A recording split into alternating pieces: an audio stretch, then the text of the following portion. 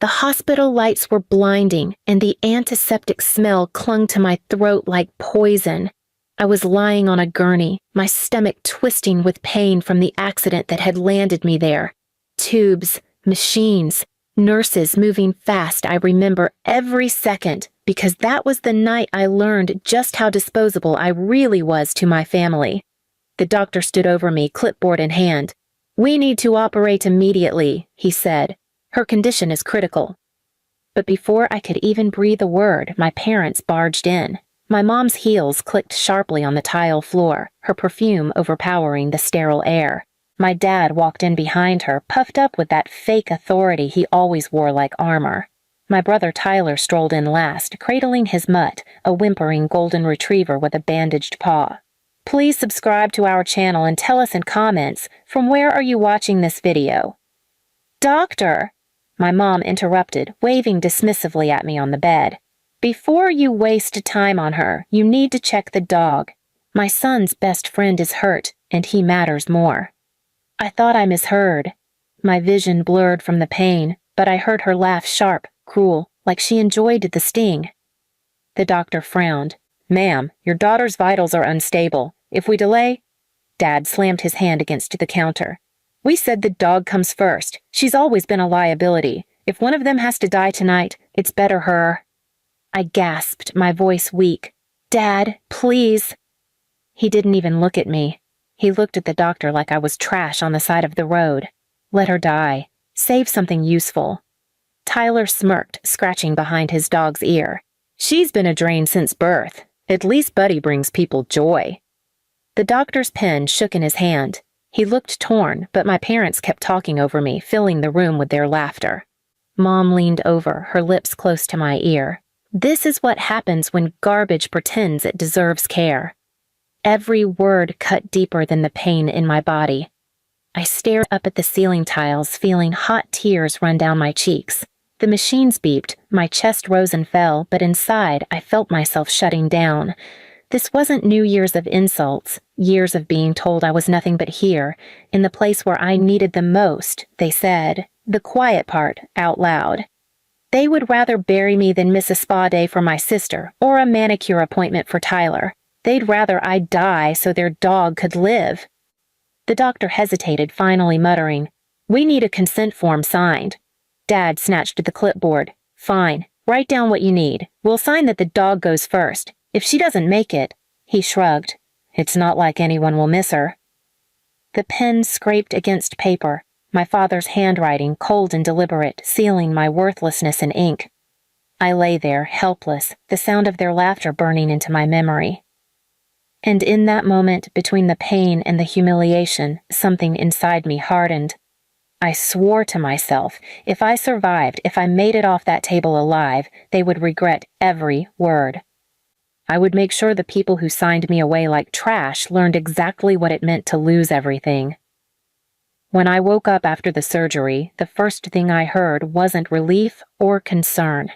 It was arguing. The nurse whispered to me later that the doctors had ignored my parents' demand and taken me into surgery anyway. They saved me, against my parents' will. But in the waiting room, my dad had been shouting about wasted resources. My mom had been threatening lawsuits, and Tyler had been moaning that his dog deserved priority care. When I opened my eyes, Mom's first words weren't, "I'm glad you're alive." They were, "Don't expect gratitude. You should have signed yourself off." My throat was raw, my body ached, but my anger was stronger than the pain. Over the next weeks, I healed in silence. Every time they visited, it was just more venom. "Look at you lying there like a corpse," Dad sneered. "Doctors always save the wrong ones," Mom muttered. Tyler smirked. "Buddy's scar is cooler than yours." I learned to nod, to stay quiet, to let their words pass over me like smoke, because I realized something important. They thought I was powerless. That was my weapon. When I was discharged, I didn't go home. I went to a small apartment I had been secretly renting with savings from part-time jobs. I hadn't told them. My name was on the lease. My bank account was mine alone. And for the first time in years, I felt air that didn't taste like poison. They didn't care. They assumed I'd come crawling back eventually. But I didn't. I poured myself into recovery. Therapy sessions, online courses, late-night studying. Every insult they threw at me became fuel. And then came the opportunity. At the hospital, I had overheard conversations about finances, insurance, and legal paperwork. My parents had been drowning in debt for years, pretending otherwise. Their mortgage was hanging by a thread, credit cards maxed out. The only reason they weren't already homeless was because they'd been using my name, my clean credit score, to prop themselves up. They thought I didn't know. But the nurses had told me. The bills with my name attached had been handed to me. That was their mistake. I began documenting everything, quietly, carefully. Every fraudulent bill, every unauthorized account they opened in my name. I met with a lawyer, one who specialized in financial abuse. He looked at the stack of papers I handed over and nodded. "This is enough," he said. "You can take them down." It wasn't just about money. It was about control. They had used my identity, my future, to keep their empire of cruelty afloat. Now, I had the power to collapse it. But I didn't want to just report them. That would have been too quick, too simple. I wanted them to taste what I had felt lying on that hospital bed, helpless, discarded, begging for someone to save them. So I waited. I strengthened my career, built my credit independently, secured my accounts, changed every password. Quietly, I prepared. And then the calls started for them. Debt collectors, repossessions, eviction threats. I knew because Mom called me one evening, her voice frantic. "Hannah, they're saying we're behind on the mortgage. Fix it. Do something." I sipped my tea, calm. "Why me?" Dad's voice bellowed in the background. "Because you owe us. We kept you alive." I smiled to myself. No, the doctors did. And I hung up.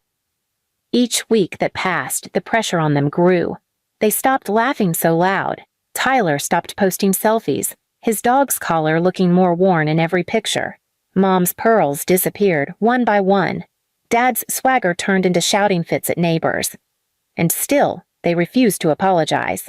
Still, they tried to command me like I was theirs to control. But soon, their empire of cruelty was going to crack. Because the consent form I signed at the hospital wasn't just medical, it was legal.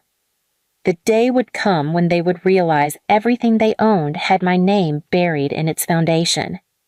And I would be the one to pull it out, piece by piece, until their entire house of lies collapsed. The day it happened was colder than usual, though it wasn't the weather that chilled me, it was the timing. Months of waiting, planning, collecting, and building had brought me to this moment. I walked into the courthouse with a folder under my arm, the same way my father once walked into rooms, believing he controlled everything. But today, it was my turn. The clerk stamped the final papers with a thud that sounded like a gavel. Everything I'd gathered, the fraudulent accounts, the debts in my name, the stolen credit was filed, sealed, and official. My parents' empire of lies had no foundation anymore. When I left the courthouse, the winter sun felt like fire on my face. 2 weeks later, their house was on the market, not because they chose to sell, but because it was seized. Every car with fake financing tied to my name was towed. Their credit cards frozen, their accounts locked. Their calls to me grew more frantic each day. "Hannah, you don't understand. We'll be on the street." Mom's voice cracked with hysteria, but behind it, I still heard the venom. "You wouldn't do this to us after all we've done for you." I laughed softly into the phone. "You're right. I wouldn't do this to family. But you made it clear I wasn't yours." She gasped, and I hung up. Dad came next. He didn't call. He came in person. I was at work when my receptionist buzzed me again. "There's a man here, says it's urgent. He's very insistent." When I walked into the lobby, I froze, but not out of fear. Out of satisfaction. There he was, my father. His expensive watch gone, his shirt wrinkled, his face haggard. The man who once bellowed that my future was worthless was standing in the middle of my office building, looking like a beggar who had nowhere else to go. "Hannah," he said, his voice hoarse, "please, don't let them take the house. Don't let them take everything." For a moment, I let him speak.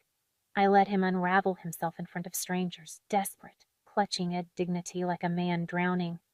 Finally, I stepped closer. My heels clicked against the marble floor, my voice cold enough to cut. "You once told the doctor to let me die," I said. "Now you're asking me to save you." His mouth opened, closed. I didn't mean it. "Yes," I snapped. "You did." Security escorted him out as he tried to shout, but no one listened. No one looked at him like a father. He was just another loud man with nothing left. The final blow came at the hospital. Yes, the same hospital. They had returned, not for me, but for Dad. High blood pressure, chest pains his body had finally given in to years of rage. I stood at the edge of the hallway, watching as he clutched his chest on a stretcher. Mom hovered over him, mascara streaked, her hands trembling as she shouted at the nurses. "Help him! He's my husband! Save him now!" And then I saw the doctor pause, pen in hand, just like the night of my surgery. "We need a consent form," he said. Mom's eyes darted. "Just do it." But the nurse shook her head. "He doesn't have insurance under his name anymore. Everything's tied to his daughter's file, without her authorization." Mom's head snapped toward me, standing there calmly at the end of the corridor. Her voice broke.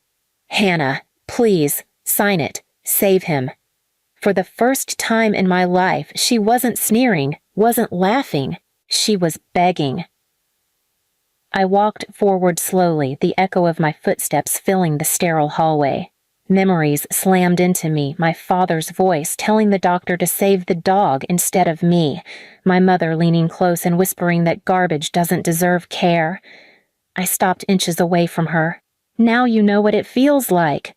Her eyes widened, tears streaking down her cheeks. "Hannah, don't. You can't." I turned to the doctor, my voice steady. "I don't authorize anything. If they want him saved, they can find another way." Gasps rippled through the hallway. Mom screamed, her hands clutching my arm, but I shook her off. As I walked away, her cries echoed. "Hannah, you're killing him. You're killing us." But all I felt was peace. That night I sat alone in my apartment, the city lights glowing outside my window. For the first time, the silence wasn't suffocating. It was freedom. They had handed me my death sentence on a hospital bed. They said, "Let her die." Now I had handed them their own. And I knew, deep in my bones, they would never laugh again. Please subscribe to our channel and tell us in comments from where are you watching this video.